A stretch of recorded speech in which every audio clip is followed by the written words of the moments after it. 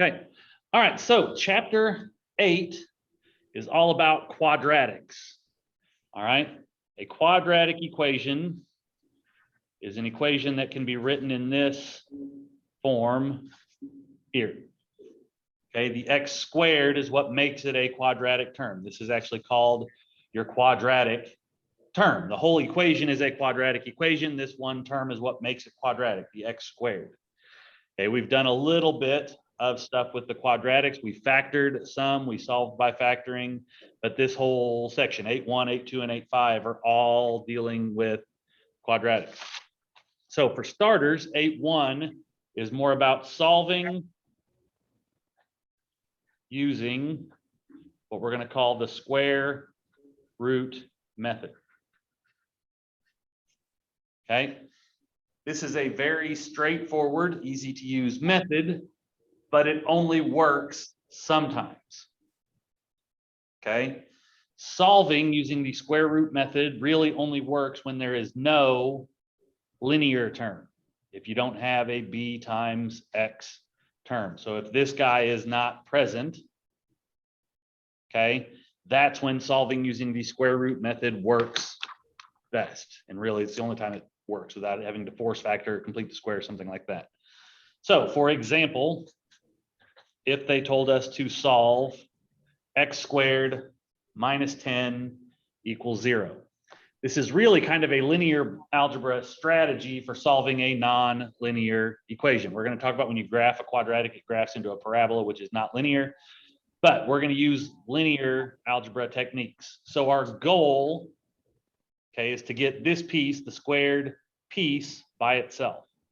So using regular algebra techniques, we're going to get rid of this stuff. So to get rid of a minus 10, we're going to add 10.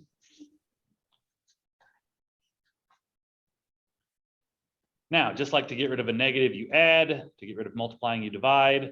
Okay, to get rid of a squared power, we use a square root.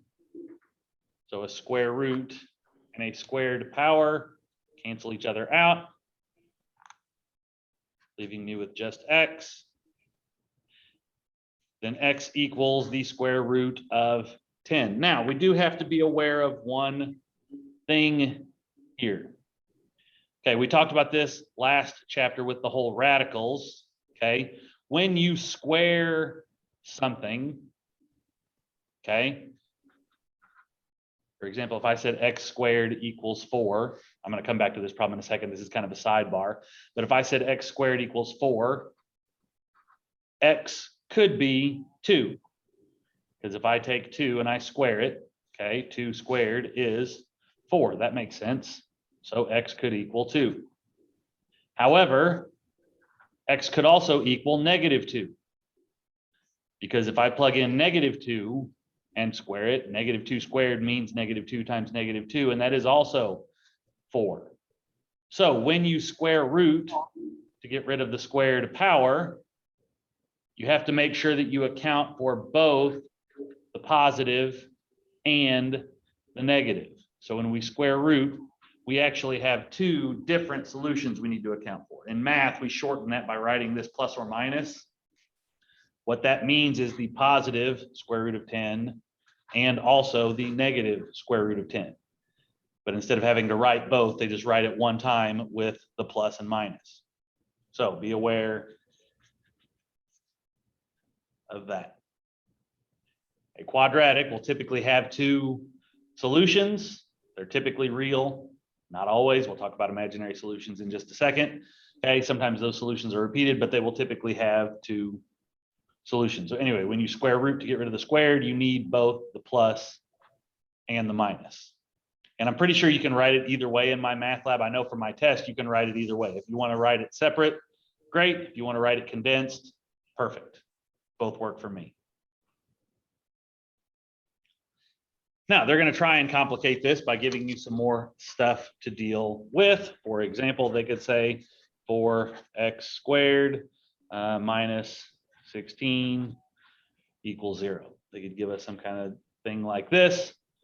Again, my goal is still to get that x squared piece by itself. So to get rid of my negative 16, I'm going to add.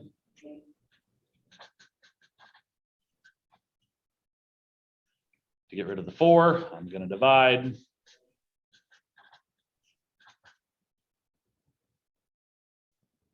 again, to get rid of the squared power, I'm going to square root. Whenever I square root, I do have to account for, again, the plus and the minus.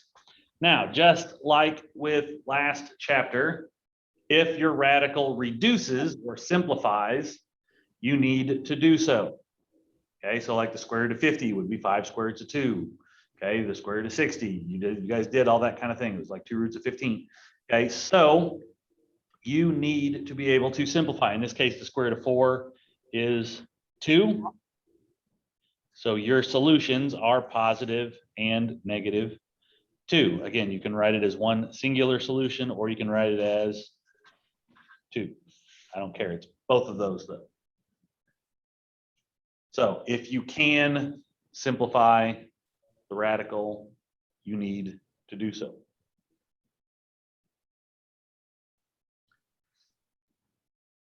All right. In terms of simplifying, you might get imaginary solutions. Also, they could do a couple of different things. Like, I'm writing big, I guess, if going through my paper, I'm going to run out. So let's say we got something like this. So let's do 3x minus 6 squared plus,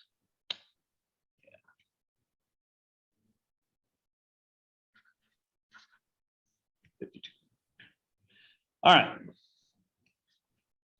If you have a quantity squared, this is where using the square root method is really the best way to go about solving this problem. I'll show you later another method for solving called the quadratic formula, which is really nice and it always works. However, in this situation, this is a much easier, more straightforward way to solve. All right, in this particular, oh, sorry, that should equal something. This should still equal 0. So again, we got to get this to the other side, add the opposite.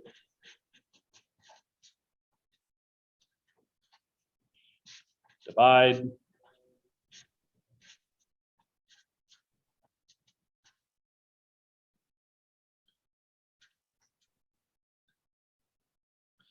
Okay. Now, we can't do anything else with this quantity until we get rid of the squared. At this point, this is where we want to square root to get rid of the squared. Again, the square root and the squared cancel each other out. So x minus 6 equals plus or minus the root of negative 14. Now, at this point, I want to remind you that the square root of a negative is an imaginary answer. So we don't want to leave that as the square root of negative 14. Okay, so technically this is plus or minus the square root of 14. And then, so my calculator will solve radicals and will give me an imaginary solution. It'll put the I at the back. That is perfectly fine and totally acceptable. Just make sure it's not under that radical bar. Most of the time, it's considered mathematically correct to put the I in front. To me, it doesn't matter one way or the other. I like it in front because then you don't accidentally put it inside of the radical symbol, but some calculators will put it to the backside. Anyway, I don't care where you put it. Just know that the square root of negative 14 is an imaginary solution. And the root of 14 doesn't break down anymore. It breaks into 2 and 7, no pairs. So that is what it is. Okay, last but not least, to get the x by itself, we got to add 6 to both sides. So we get 6 plus or minus I roots of 14. There's nothing left to combine. This is my final answer.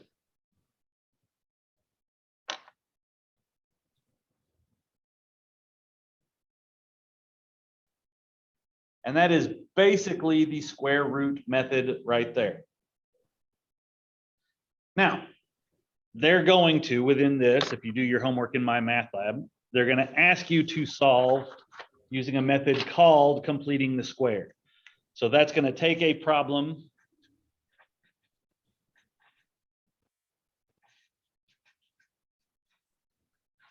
okay, like this. So x squared plus 10x plus 16 equals 0.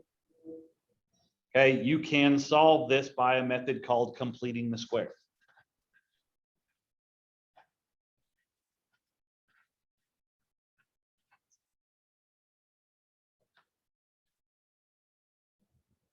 It's kind of a long, convoluted process. Okay, but when you do it in general for any quadratic formula, for any quadratic, you get this thing called the quadratic formula. So completing the square was extremely useful in terms of coming up with the quadratic formula, but solving by the quadratic formula is a much more straightforward, user-friendly algorithm for solving. So I'm going to show completing the square, but this is not a method I would ever recommend for solving. Okay, I'm going to show it just so you can see it, but then I'm going to show you the better method, which is actually what 8.2 is all about. 8.2 is all about solving using the quadratic formula. So 8.1 gives you a bunch of problems like this and tells you to solve it completing the square. I would actually recommend solving it using the method from 8.2. Anyway, I'll show you completing the square, and then from there on, you can decide on your own. So to solve using completing the square, you got to get your constant to the other side.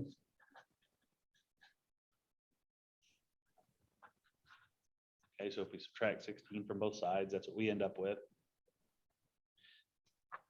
And then I leave a space here, because basically we want to force this into being a perfect square. To do so, and this is where the process gets kind of convoluted, you're basically going to take half of this term, so half of 10x, and then you're going to square that number, and you're going to write it here. So half of 10 is 5. 5 squared is 25. So we just made up that number. In math, you can't just make up a number on an equation without doing the same thing to both sides. Just like I subtracted 16, I got to subtract 16. So same thing, if I added 25 over here, I've also got to add 25 over here. The benefit of that is now if we go to factor that x squared plus 10x plus 25, that factors into x plus 5 and x plus 5. Negative 16 plus 25 is 9. Now there's a better way to write x plus 5 times x plus 5. We can rewrite that as x plus 5 squared. And again, then we can square root.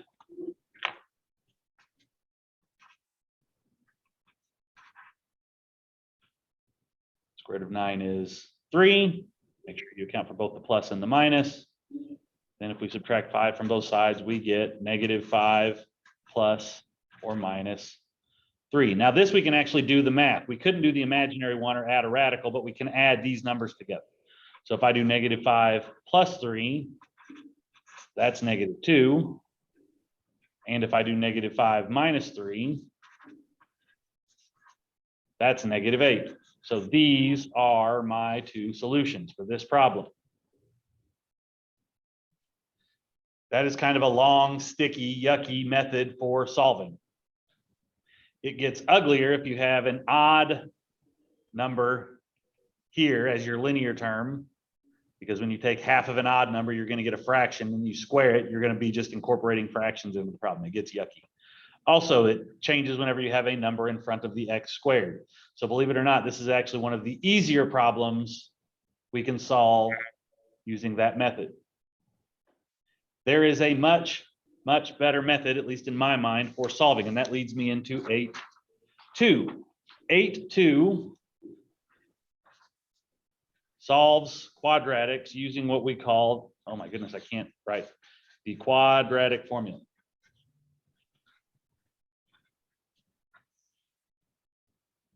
The quadratic formula directly gives your solutions for x. So if your equation is in standard form, meaning you can rewrite it like this. Okay, you got to get everything on one side. It has to equal 0. You've got to have some number times x squared plus some number times x plus some constant. And I would always put it in that order. I would do the quadratic term which is the x squared, then the linear term, which is the x, and then the constant, which has no x's. Okay, write them in that order. That way you know what your A and your B and your C are. Okay, and then the quadratic formula says x equals the opposite of B plus or minus, there's my two solutions, the square root of B squared minus 4 times A times C all over 2 times A. It looks like a yucky formula, but you're just putting numbers in for each of those letters, and then you can just follow order of operations and simplify all of this. While it looks kind of gross to start with, it's actually far more straightforward and easy to do than this. Okay, I'm going to do this same problem using the quadratic formula, and you'll see I'm going to get the same solution. So if I take that x squared plus 10x plus 16 equals 0. Okay, it does have to equal 0. Okay, this number is my A, this number is my B, this number is my C. And I'm just going to put them in that location for this formula. So x is going to equal the opposite of B, so the opposite of 10 is negative 10, plus or minus square root of B is 10, so 10 squared minus 4 times 1 times 16 all over 2 times 1. Now, the good news is, while you can follow order of operations and work this all out, your calculator should probably do this for you, depending on what kind of calculator you have.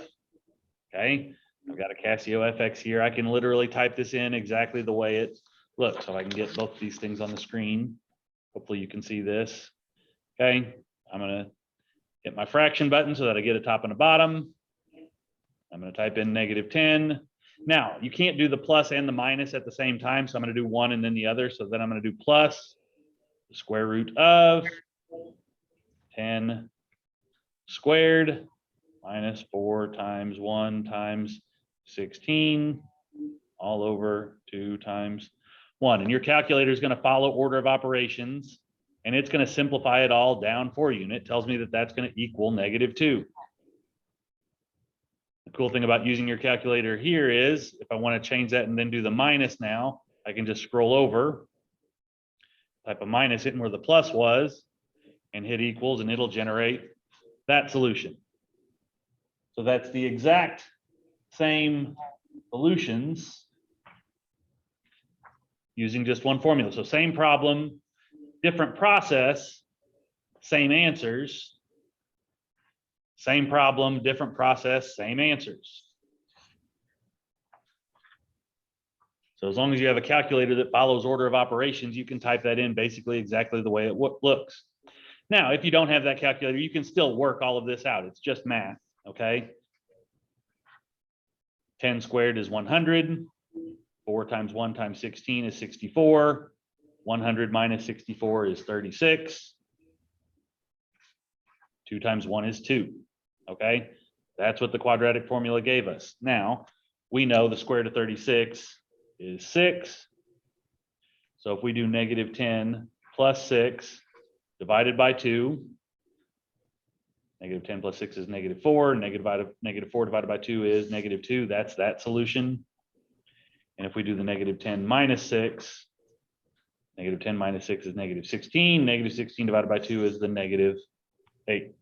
I was just showing you on the calculator that as long as your calculator knows how to do order of operations, you can literally just type that in exactly the way it looks, and your calculator should generate both solutions.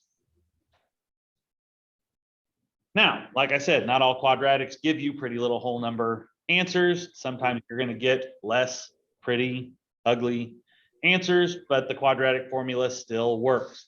This formula works every time to solve a quadratic, as long as you can get it into this form.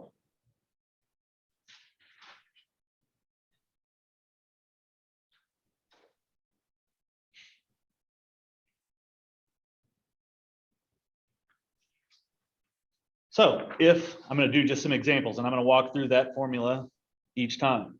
So I'm going to write this up here so we can keep kind of referring back to it. X equals negative b plus or minus the square root of b squared minus 4ac all over 2a. Now they're going to give you the equation not always in the right format. For example, they could do something like this, or they could change. Well, anyway.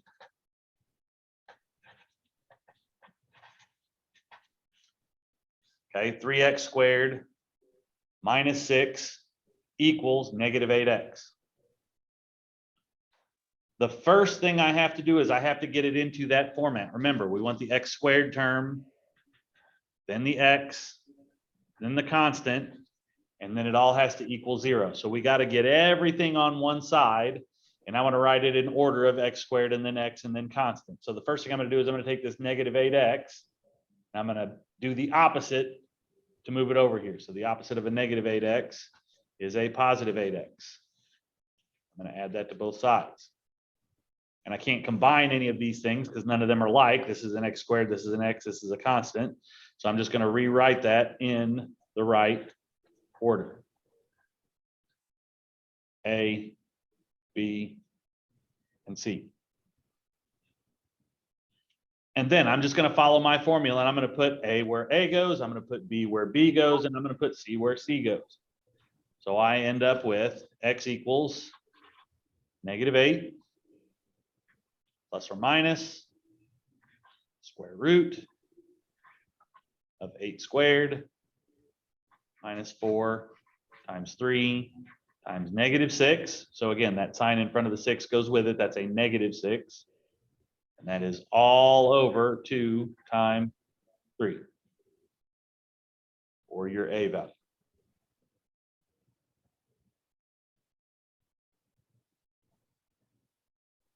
And then we need to simplify it again. If you have the right calculator, you can quite literally just type all of that in, hit your equals, and it'll generate your solutions. I'm going to work it out. So if we got negative 8 plus or minus, so again, 8 squared is 64. And then 4 times 3 times 6 is 72. So 64 plus 72 is 136. And that's all over 6. Now we need to see if that square root of 136 breaks down. So we can do the tree method and break it down. The square root of 136 breaks into 2 roots of 34. I'm not going to walk through that. That was all of the last test with simplifying radicals. That's something you should be able to do. And if all of these are divisible by the same thing, we're basically going to divide that number out. We're reducing the fraction. Okay, so 8 and 2 and 6 are all divisible by 6, or divided by 2, sorry. So we get negative 4 plus or minus 1 square root of 34 all over 3. This is your final answer. So not all quadratics give you pretty little whole number answers. Sometimes you're going to get these radical answers.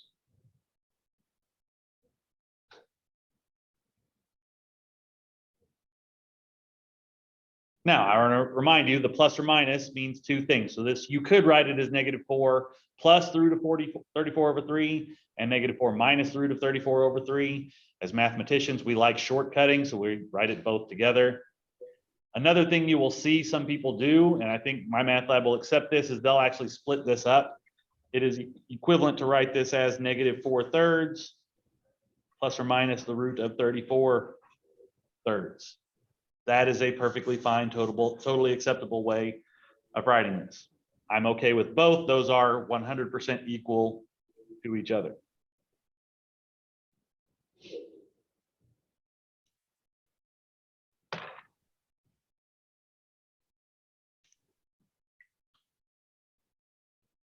And in very much the same way, you can end up with imaginary solutions, just like we found with the square root method. So I'll do one more of these that kind of looks like that.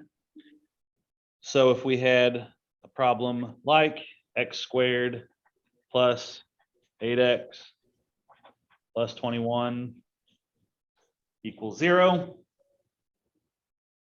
Again, if you don't see a number in front, that's a 1. So x equals negative b plus or minus the square root b squared minus 4 times a times c all over 2 times a.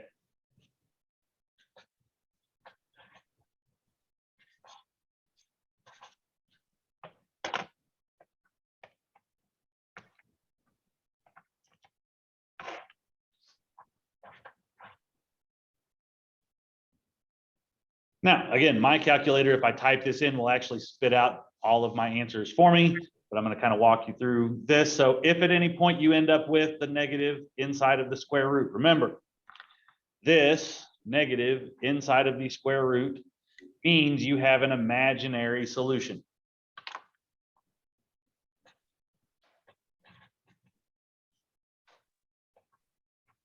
You've got some kind of imaginary number. Again, we need to see if the square root of 20 breaks down. Square root of 20 is 2 roots of 5.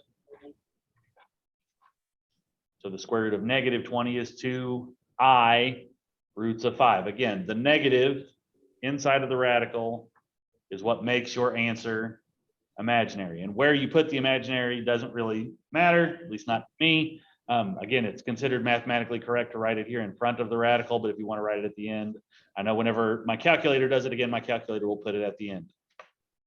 And anyway, this would all be over 2.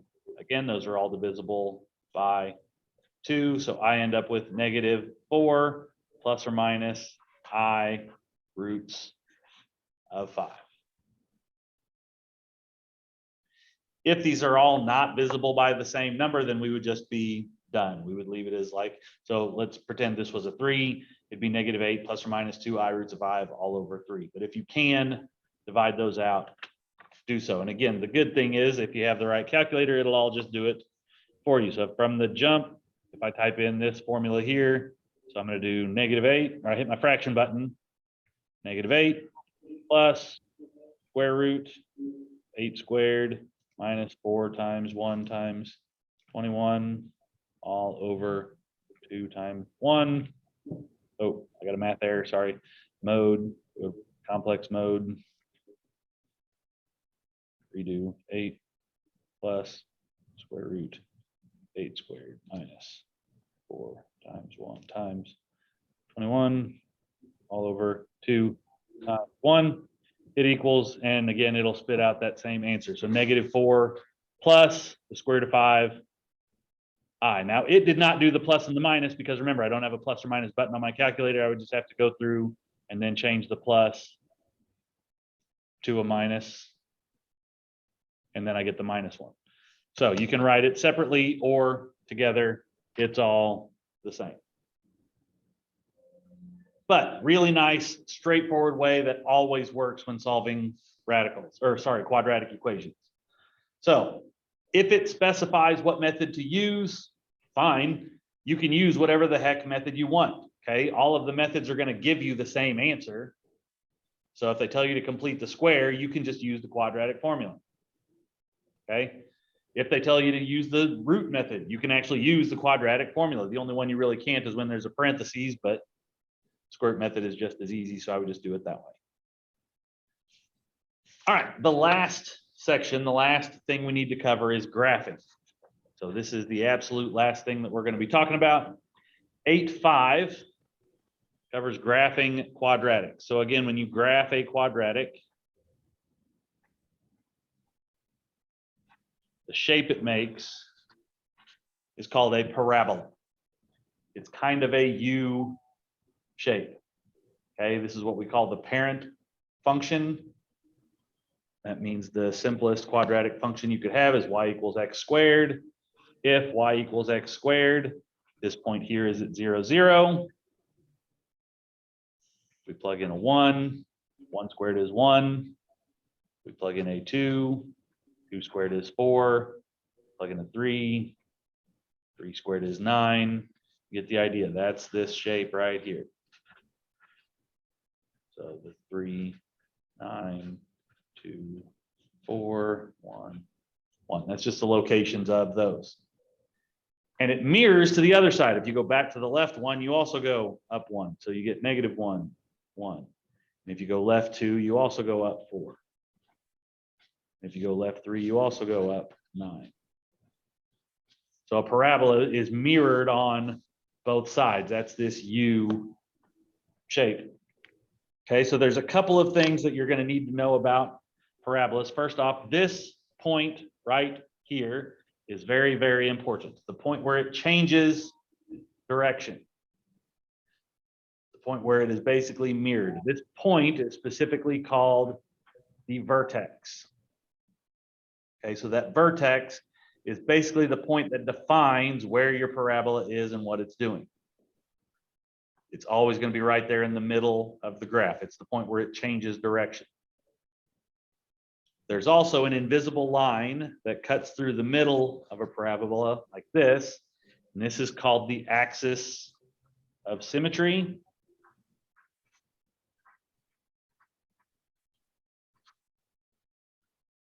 And basically, if you were to fold this parabola in half on itself, okay, this left side and this right side would match up. In other words, if I could take it and just flip it over, if I graphed it correctly, this side should look exactly like this side. So over 1 and up 1, over 1 and up 1. Those points would match up to each other. So my math lab is going to ask you to do a bunch of things that I'm not necessarily going to ask you to do. Okay, I'm going to show you what my math lab wants, then I'm going to show you what I'm kind of focusing on as far as what the final is going to ask you to do, and then we'll go from there. So we're going to graph our quadratics from what we call the vertex form of the equation. This is by far and away the easiest form to graph from, and everything is going to be given to us in this form.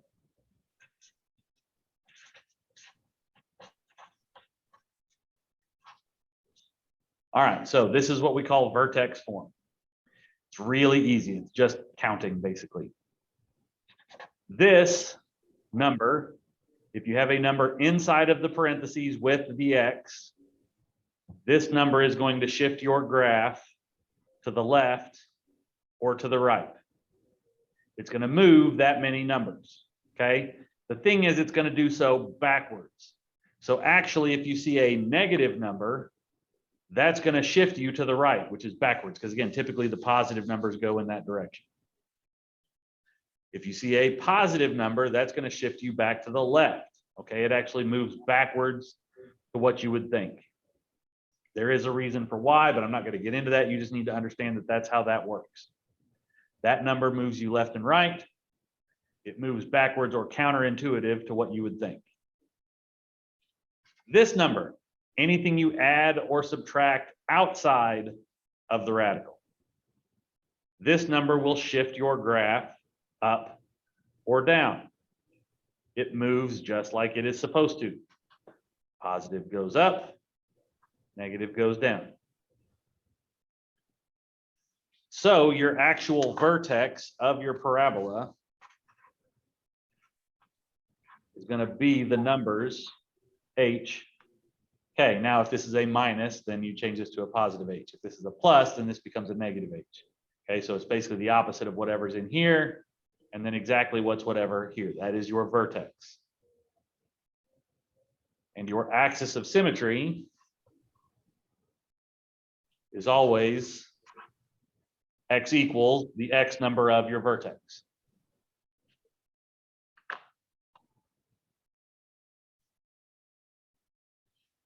This a value affects what we call the stretch or the shrink of the graph. The bigger the number, the more it stretches it, the skinnier it's going to make your parabola, and I'll talk about exactly what I want you to do with that. A number between 0 and 1, a fractional number between 0 and 1 is going to make your parabola very wide. It widens or flattens the parabola. If that A value is negative, it's going to take your parabola and it's going to flip it vertically.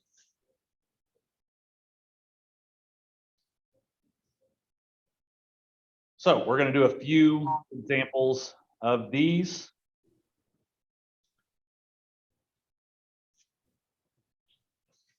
And then I'm going to talk about how to graph it specifically on my MATLAB. Okay, so first off, if they told me to graph y equals 2 times x minus 3 squared plus 1.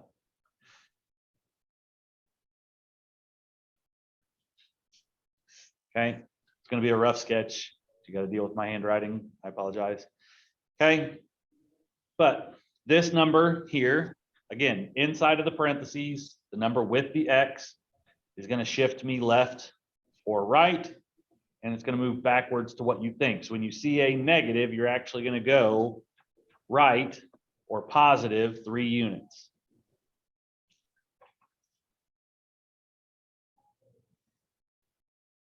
This number here, the +1, shifts my graph up 1. So that point is going to be my vertex. My vertex is going to be the coordinate 3, 1. So my axis of symmetry is going to be x equals 3. So if I could draw this invisible line, okay, it would go there vertically. Now, again, the rest of the parabola is based off of this number. And really, just to show the shape, it's going to be easy. That first point of a parabola typically goes over 1 and up 1. Just take your y and multiply it by this a value. Instead of going over 1 and up 1, I'm going to go over 1 and up 2. And that's going to be my first point. Now, luckily with my MATLAB, that's the only 2 points you got to graph, and it draws the whole thing for you. Okay, as long as you click on the parabola. Okay, you're going to mirror that to the other side, and then this is basically what your parabola is going to look like.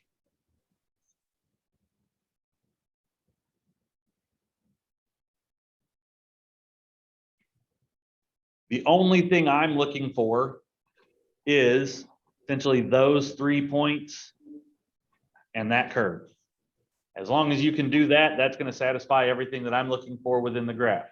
My MATLAB is going to ask you, so it's going to have you graph it, and they're going to have you graph the axis. So make sure you remember to do that. Make sure this is dotted.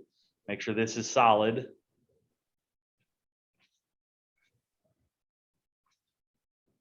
It's going to ask you for the vertex. You're going to give me this coordinate. It's going to ask you for the axis of symmetry. You're going to say x equals and then whatever the x is of the vertex. It's going to ask you to do all of those things. I am not going to ask you to do all of those things. Okay. Again, I just want to see the curve. I'm going to go ahead and show all of these every time just so you get to practice it with my MATLAB. But all I want to see is the curve. Make sure your vertex is in the right spot. That'd be worth 2 points, making sure you go over the right number in the right direction. Making sure you go up or down the right number in the right direction. So 2 points for the vertex. 1 point for it opening in the correct direction, either up or down, and then 1 point for those points basically being right. So I would do like 4 points or something like that on graphing a parabola. Okay, if any of those pieces are missing, then they're just zeros. So they may give you something like this to graph. Okay, so y equals -4x squared minus 3.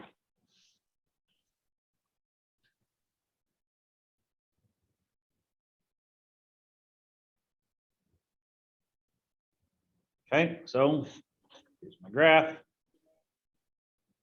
You'll notice there are no parentheses, so I'm not adding or subtracting any number with the x. This is basically like saying x plus 0 squared. So you're not going to move right or left. When there's no parentheses and there's no number being added or subtracted, you're not going to go right or left in. You're going to stay on that y-axis.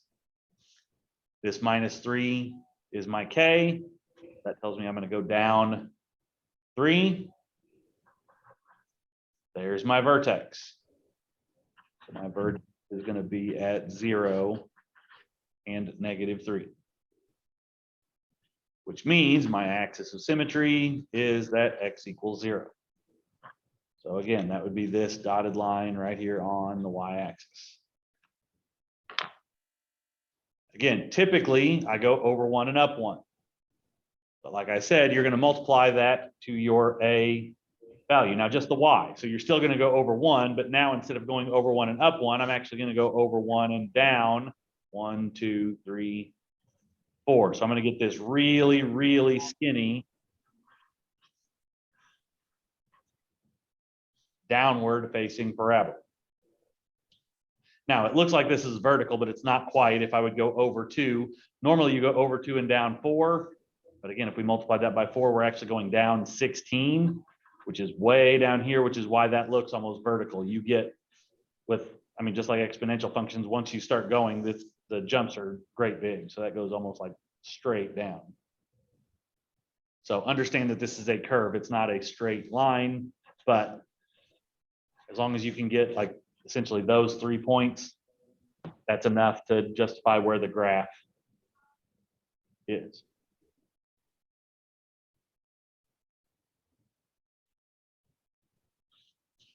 And same, we'll do one more.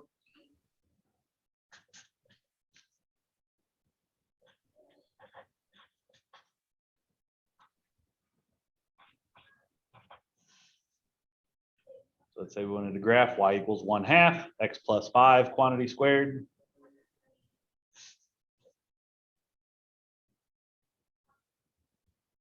Now we have a number inside of our parentheses that's going to shift left to right, backwards. So we're actually going to go left 5 units.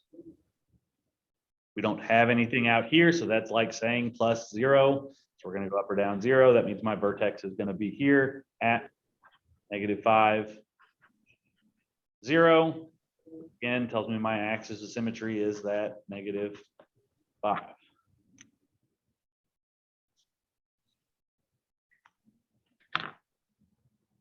Normally I go over 1 and up 1. However, with the 1/2, that tells me I'm going to go over 1 and up just a half.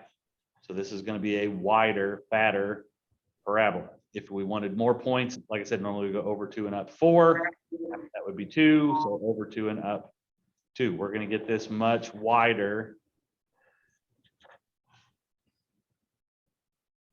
parabola.